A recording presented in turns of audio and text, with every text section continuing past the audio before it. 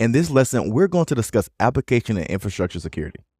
In today's digital world, application and infrastructure security are more important than ever before. With the rise of cloud computing, the traditional approaches to security have become outdated. So come with me as we explore the 3 A's of security, which are authentication, authorization, and auditing, and also their significance in ensuring application and infrastructure security. Now, authentication is a means of proving a user's identity. Once the system recognizes the user, permissions can be applied that grant or deny access to resources. There are several methods of authentication, including passwords, smart cards, and biometrics such as fingerprints.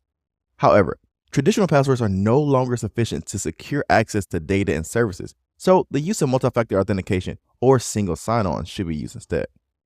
Multi-factor authentication, or MFA, combines 2 or more of these authentication methods to provide an additional layer of security.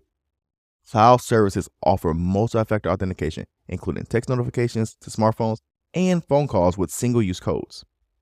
Single sign-on, or SSO, is another method that administrators use to provide a seamless authentication experience. Single sign-on means that the user must only authenticate once to the system, and then it is granted whatever levels of access are defined. Single sign-on avoids instances where a user must enter credentials for each service that they have access to. Additionally, an identity federation allows users to log in once and have access to multiple services that may be provided by different organizations. The organizations can choose to participate in trusted authentication credentials, even if a given site does not directly manage those credentials. The number 2A is authorization. Authorization and access control systems allow administrators to define permissions for data files, administrative privileges, and delegation.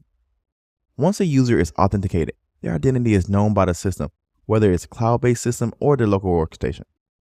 Administrators can then use their identity to permit or deny access to resources. The third A is auditing, which involves keeping a record of all system activities and allowing the record to be searched if necessary. Audits may be conducted in response to security incidents, incident responses, regulatory inspections, and other situations that warrant them. By combining the 3 A's of security, which are authentication, authorization, and auditing, you can ensure that the user has provided proof of identity, received proper access control, and that you maintain accountability over those actions. In cloud computing, the shared responsibility model divides responsibility between the cloud service provider and the organization. The cloud service provider takes responsibility of the data center, the hardware infrastructure within it, as well as the regions and availability zones.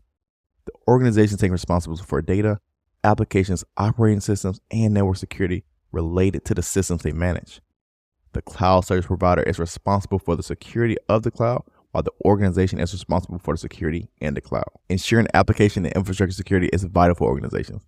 As mentioned in previous lessons, one way to achieve this is by conducting security assessments that identify risks, verify procedures, and display weaknesses. Cloud security assessments are specifically designed to identify threats and vulnerabilities to mitigate these risks.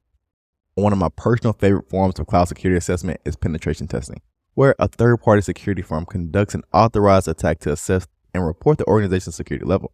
Additionally, vulnerability scanning software can be used to check applications and services for security issues, such as misconfigurations, missing security patches, known vulnerabilities, and much more.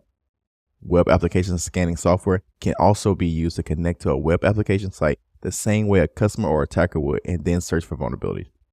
Another critical element of application and infrastructure security is encryption, which ensures the confidentiality, integrity, and authenticity of the data. Confidentiality helps keep data private, while integrity proves that data has not been tampered with, and authenticity uses encryption to verify the source of the data. Some examples of network protocols that use encryption for data transmission include SSH, RDP, and HTTPS. So remember that application and infrastructure security is crucial in today's digital world. Organizations need to implement security practices that include authentication, authorization, and auditing to ensure data protection.